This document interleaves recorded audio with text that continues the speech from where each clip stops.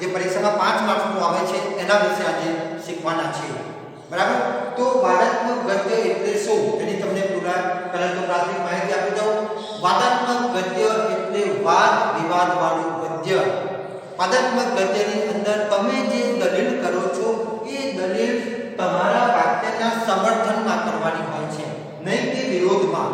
તમે જે વાદ વિવાદ વાળું ગદ્ય લખો છો એને તમારે સમર્થન અર્થાત ટેકો આપવાનું છે।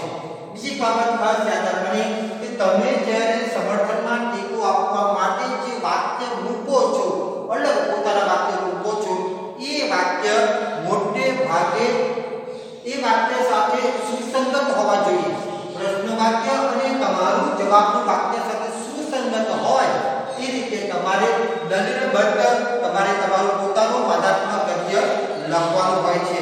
આની પહેલા પણ મેં વાદાત્મક ગદ્યના કેટલાક વિડિયો બનાવીને મૂક્યા છે, એ તમે ન જોયા હોય તો તમારે જોઈ લેવા વિનંતી। હવે એમાં કેવા પ્રકારના વાક્યો આવે છે એ વાક્ય હું તમને અહીંયા બોલી દઉં છું, તમે ધ્યાનથી સાંભળજો કે એ વિશે બે મત નથી, એમાં કોઈને શંકા નથી, એ વિશે સૌ સંમત છે, આ તો સ્વીકાર્ય બાબત છે, એ વિશે તો વિરોધીઓ પણ સંમત થશે, એમાં શંકાને સ્થાન જ નથી, એની વિરુદ્ધમાં કોઈ દલીલ નથી, આનો કોઈ વિકલ્પ નથી, એ તો દીવા જેવું સ્પષ્ટ છે, એ તો નગ્ન સત્ય છે, આ તો એક અને એક બે જેવી વાત છે, આ તો સર્વવિદિત બાબત છે। આમ તમે આ રીતે જે વાક્ય મૂકો છો એ તમારા વાક્યની સાથે સુસંગત હોવા જોઈએ। અને વાક્ય મૂક્યા છે કે હું દાવા સાથે કહેવા ઉત્સુક છું કે, બરાબર। પછી છે એક નાનકડો દાખલો આપો, ત્યારબાદ અહીં વાક્ય મૂક્યું છે કે હું દુઃખ સાથે કહું છું કે એને એ વાત ન ભૂલવી જોઈએ કે, અથવા તો અરે હું તો એથી પણ આગળ વધીને કહું તો, બીજું વાક્ય છે પોતાની બુદ્ધિથી એ પણ સમજી લેવું જોઈએ કે મારે તમારું ધ્યાન અંતે આ જ વાત પર કેન્દ્રિત કરવું છે કે આ રીતની વસ્તુ વચ્ચેના ભેદ પારખવાની, બરાબર। તો આ જે વાક્યો બીજા મૂક્યા છે, દલીલ સાથે વાક્ય મૂક્યા છે, એ મૂળ વાક્ય સાથેના સમર્થનમાં છે। એટલે તમે જ્યારે વિદ્યાર્થી મિત્રો વાદાત્મક ગદ્યનો જવાબ લખો ત્યારે એક બાબત ખાસ યાદ રાખવાની છે કે તમે જે જવાબ લખો છો એમાં દલીલ વાળું વાક્ય હોય એને આપણે સમર્થન આપવાનું છે, હકારાત્મક સમર્થન આપવાનું છે, બરાબર। એ આપણે ખાસ ધ્યાન રાખવાનું છે। આખો પેરેગ્રાફ હું ધ્યાનથી વાંચું છું, પછી આપણે વાક્ય જોઈ અને કેવી રીતે મેં સમર્થન આપ્યું છે એ તમને સમજાવું છું। આ વિડિયો વિદ્યાર્થીઓ તમે શરૂઆતથી માંડીને અંત સુધી જોતા રહેજો, તો તમને પરીક્ષામાં ક્યારેય વાદાત્મક ગદ્ય લખવાની ભૂલ થશે નહીં। હવે જોઈએ પેરેગ્રાફ। નીચેના ગદ્યખંડનું વાદાત્મક ગદ્યમાં રૂપાંતર કરો। મનુષ્ય તેના અનુભવોથી ઘડાય છે, નાનું બાળક સળગતો કોલસો જુએ અને લોભાઈને પકડી લે તો દાઝી જાય, એ અનુભવ એને લાલ ચમકતી ચીજથી ડરવાનું શીખવે અને એ સ્વાભાવિક છે, પરંતુ પુખ્ત ઉંમરે પણ જો એ લાલ ચમકતો હીરો જોઈને ડરી જાય અને એને હાથમાં ન લે તો તે મનુષ્ય થવા માટે લાયક નથી। મનુષ્ય તરીકેની એની બુદ્ધિને કારણે તેના અનુભવોમાંથી તેને શીખવું જોઈએ કે સળગતો કોલસો અને હીરામાં ફેર છે। એટલું જ નહીં, સળગતા કોલસાને હાથેથી નહીં તો ચીપિયાથી પણ પકડી શકાય છે। આ રીતની તેની સમજણ જ તેને મનુષ્ય બનાવે છે। હવે જવાબ જોઈએ, એક એક વાક્ય લઈ અને ત્યાં કેવી રીતે થોડા ફેરફાર સાથે નવા વાક્યો મૂકી અને મૂળ વાક્યના સમર્થનમાં કેવી રીતે દલીલ કરી શકાય એની આપણે પછી એક વાક્ય સાથે ચર્ચા કરીએ। પહેલું વાક્ય છે મનુષ્ય તેના અનુભવોથી ઘડાય છે, બરાબર। તો એ વાક્ય મૂક્યું છે હું દાવા સાથે કહેવા ઉત્સુક છું કે, આ દલીલ વાળું વાક્ય છે, બરાબર। હર કોઈ મનુષ્ય પોતાના અનુભવથી ઘડાય છે। આગળ જોઈએ, નાનું બાળક સળગતો કોલસો જુએ અને લોભાઈને પકડી લે તો દાઝી જાય। હવે જુઓ, એક નાનકડો દાખલો આપો, બરાબર। દાખલો આપો છે, દ્રષ્ટાંત આપે છે, અથવા એક નાનું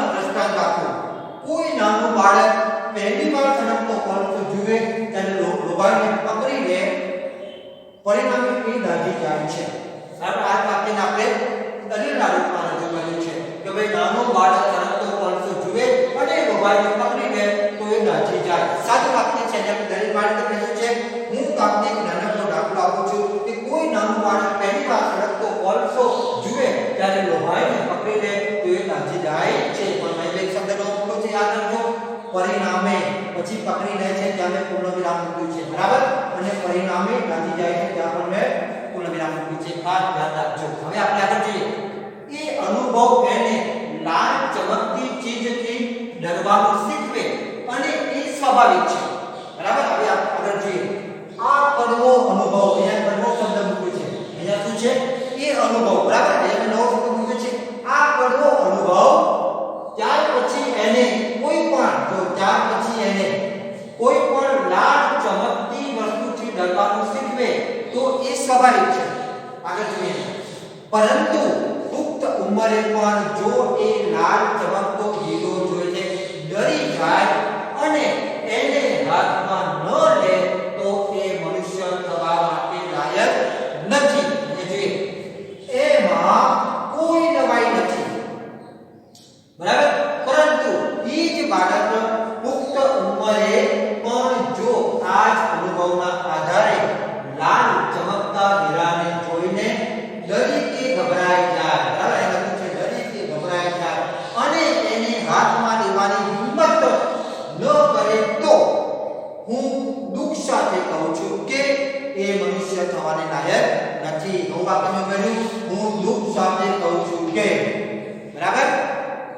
એ વાક્ય મેં નવું કર્યું છે કે એ મનુષ્ય થવાને લાયક નથી. અહીંયા છે તે મનુષ્ય થવા માટે લાયક નથી, બરાબર. હવે આગળનું વાક્ય જુઓ. મનુષ્ય તરીકેની એની બુદ્ધિને કારણે તેના અનુભવમાંથી તેને શીખવું જોઈએ કે સળગતા કોલસા અને હીરામાં ફેર હોય છે, બરાબર. આપણે આગળ જે અર્થવિરામ છે, વાક્ય પૂરું થયું નથી, બરાબર. એને એ વાત ન ભૂલવી જોઈએ કે સળગતા કોલસામાં અને હીરામાં આસમાન જમીનનો ફેર છે, બરાબર. નવું વાક્ય કીધું. એને એ વાત ન ભૂલવી જોઈએ કે સળગતા કોલસામાં અને હીરામાં ફેર છે, પણ નો સમજી દો, આસમાન જમીનનો ફેર છે, બરાબર.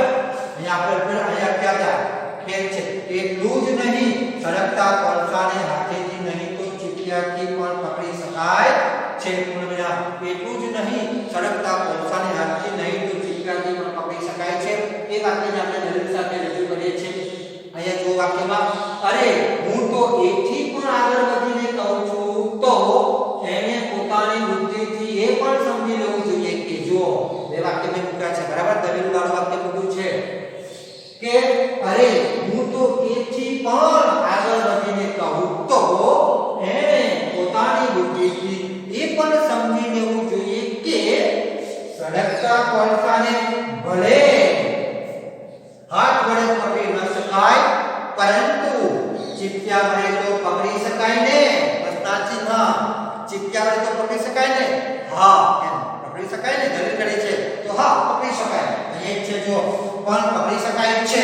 અહીંયા પૂર્ણ વિરામ છે, સાચું વાક્ય છે, પણ એને આપણે પ્રશ્નાર્થ બનાવી દીધું છે, બરાબર. કે પરંતુ ચીપિયા વડે તો પકડી શકાય છે ને. પ્રશ્નાર્થ. હવે આગળનું જોઈએ વાક્ય. આ રીતની તેની સમજણ જ તેને મનુષ્ય બનાવે છે, બરાબર. વાક્ય શું છે? આ રીતની તેની સમજણ જ તેને મનુષ્ય બનાવે છે. આ વાક્યને આપણે દલીલના રૂપમાં આ રીતે રજૂ કરી શકાય છે. જો સાંભળજો. મારે તમારું ધ્યાન અંતે આ જ વાત પર કેન્દ્રિત કરવાનું છે કે, આખું વાક્ય મૂક્યું છે મેં, દલીલ વાળું વાક્ય મૂક્યું છે, બરાબર. હકારાત્મક દલીલ છે, બરાબર. તો મારે તમારું ધ્યાન અંતે આ જ વાત પર કેન્દ્રિત કરવું છે કે આ રીતની વસ્તુ વચ્ચેના ભેદ પારખવાની, બરાબર. કોલસો અને હીરો બે વસ્તુનો ભેદ છે ને. જે નવું વાક્ય મૂક્યું છે કે આ રીતની વસ્તુ વચ્ચેના ભેદ પારખવાની સમજણ જ તેને મનુષ્ય બનાવે છે, બરાબર. તો અહીંયા આ વાક્ય જે છે ને, આ રીતની તેની સમજણ તેને મનુષ્ય બનાવે છે, એ વાક્યને મેં બે વાક્ય મૂકીને દલીલ સાથે મૂકી અને એ વાક્યને મેં સમર્થન આપ્યું છે. જો દલીલ વાળું વાક્ય છે, મારે તમારું ધ્યાન અંતે આ વાત પર કેન્દ્રિત કરવું છે કે આ રીતની વસ્તુ વચ્ચેના ભેદ પારખવાની સમજણ જ તેને મનુષ્ય